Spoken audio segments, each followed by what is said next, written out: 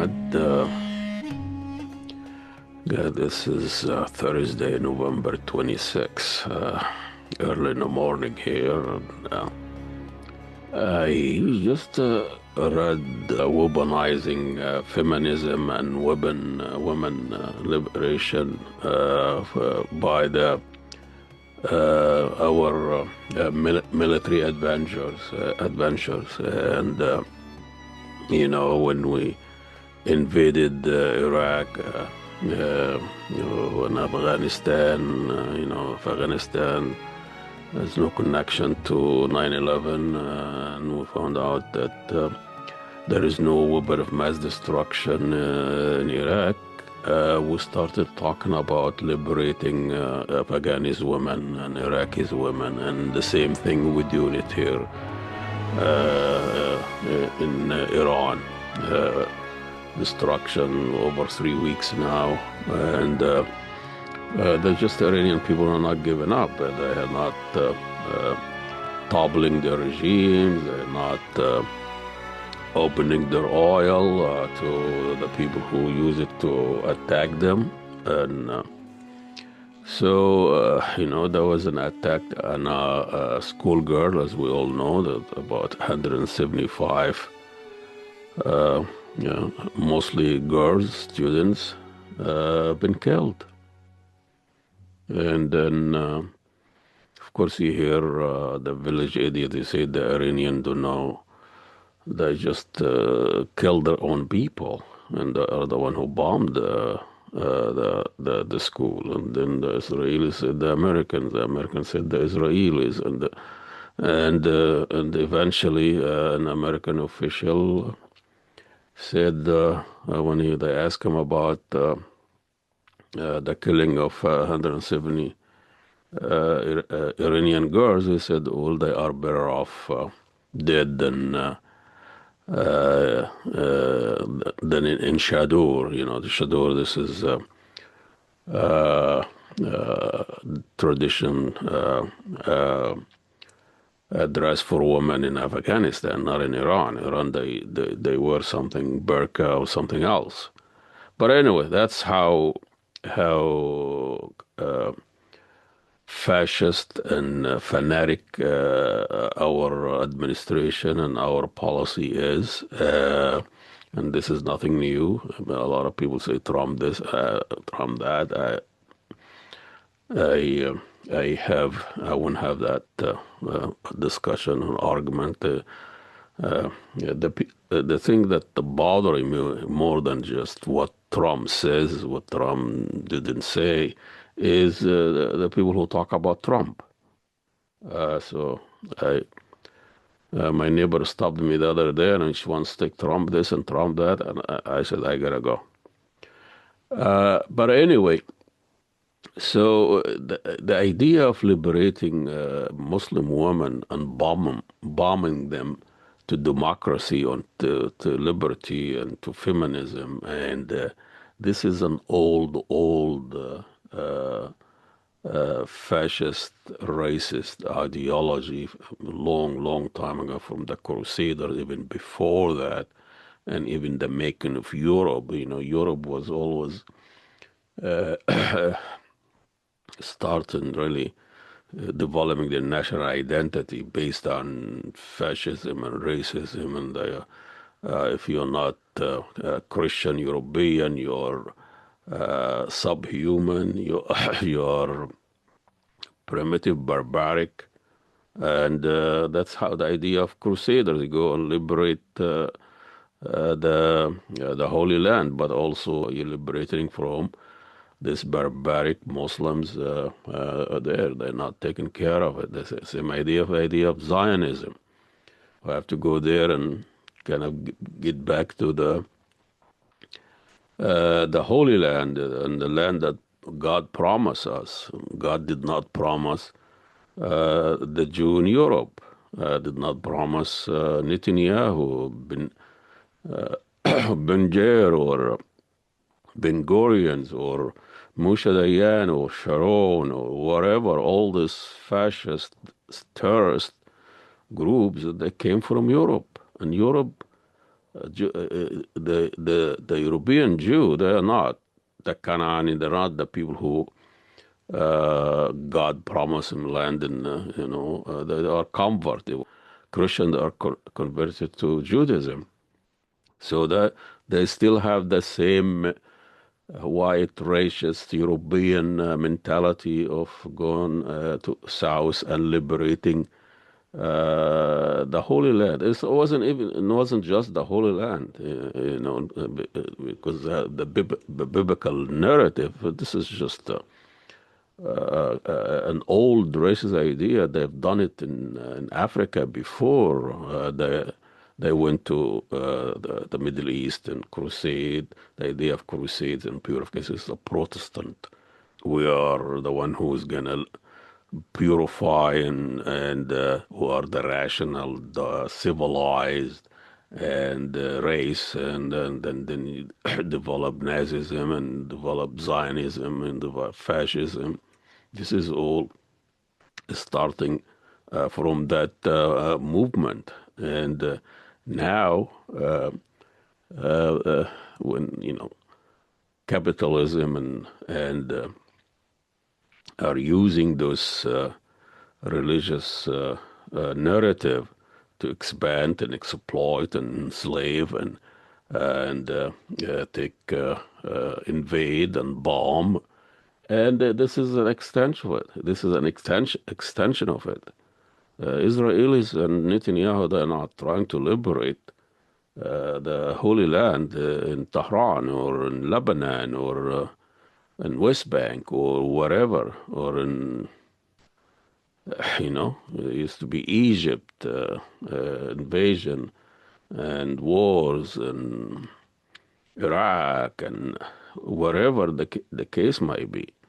But this, Israel is it's a tool for the Western dominance in the area, and that's what this founding and a support of establishing of the Zionist project in the Middle East was based on that rationale that they gonna guide and come the safeguard for Western dominance in the Middle East, in the Suez Canal or oil or whatever the case might be. I mean, all these Arab Zionist dictators, they are there for a reason, and we support their presence, supported their existence there. If it wasn't for Americans and Western Israelis' support, Sisi wouldn't be there. Bin Salman wouldn't be there. Bin Ali wouldn't stay 30 years exploiting and oppressing the Tunisian. As a military expansionism, that they really try to secure resources so we can drive our SUV and feed the industrial machine. You have to give it a cultural narrative. You have to give it a religious narrative. That's what the liberalism movement started. It was developed from imperialist ideology, imperialist narrative. The liberalism movement was for the elites. The elites, they want to have this, certain rights and women's rights, gay rights, Western right, minority right. Well, how about the majority rights? How about the men's right? How about so it's not a women right, gay, Christian, whatever. It is human rights. That's what they never talked about. The Sisi the other day would say, well, the woman rights in Egypt, the woman is the sole development and future of Egypt. Well, how about men? How about the rest of the country? The oppressed. And you have over 150,000 political prisoners. A lot of them are women. So it's just he's catering to that narrative, who's appealing to the Western dominance and the Western, this is cute Islam and we open up. And the other day he was saying atheist, is free in Egypt and like everybody else. Well, this is fine. But how about brotherhood? How about the political opposition? How about developing political climate, a political institution to kind of safeguard development in Egypt. But he is the source. He is the one can give rights and take it away. He is, put God away, Allah away, and he is replacing God, replacing. He's even in his narrative is more religious and fundamentalist than the Islamists themselves. So, and this is all buying into this liberalism movement, and it wasn't really about liberating people or liberating human. It was liberating certain groups that they are working with the West and with the Western agenda. They appear when the West gets interested in their resources in their country.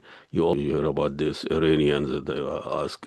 Now they're supporting the bombing of their own country because they want to liberate Iranian women. And then he saw that in Afghanistan. He saw that in Iraq. Liberal Muslim Arabs, they come across and they support bombing and invading of their own country because they want a liberty, they want to be free and all of that. And then once you find out the bombing and what's behind it, they wake up and they wake up. I mean, the Iranians who were against the mullah, against the Khomeinis and Islamic Republic, and they were demonstrating, protesting by the millions until the bombing start. And then now people are rallying behind our government, whatever is left of it. And, it surprised the Americans and the Israelis that the Iranian did not rise up and topple their regimes, even if after the killing and assassination of most of their leaders. Still, so the sense of justice is really what motivates people. The sense of inequality, and the West had been meddling and mending was in the area for hundreds of years, and by the name of so liberating this and liberating women, liberating gay, liberating Christian minority, liberating whatever, and the Jewish community, and it's all propaganda. It's all narrative to justify invasion and killing and stealing and supporting dictatorship and supporting monarchy. We have the biggest No King rally coming soon here in Minneapolis, and Sanders and all. Sanders is a distraction for me. It's just distraction. Just better stay away. Let people realize how rotten this country is and our political system. It's just distraction. Calm people down that we got there. No King's rally, no King's rally. And they go home. Take their sign. So where are we going to have dinner after the protest? Where are we going to go for dinner? So there gotta be an awakening, and gotta be an awakening. And you cannot go after Trump and his idiotic war and his idiotic explanation of it. He's just every day has a different take on it, negotiating. We are winning, we're devastating, we're deliberating. And this is all just the media diversion. And you got to go after Bush before you go after Trump. If you're serious about who really caused the deaths of millions, who really got this country in big trouble, invading two countries within years, and you go after Bush. If you are serious, you put people on trial that they devastate and commit war crime.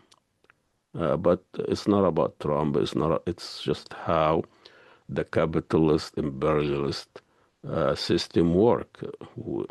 Way, way, way before Hitler. Hitler is the only one who declared war on its own white European, and that's why everybody say Hitler, Hitler.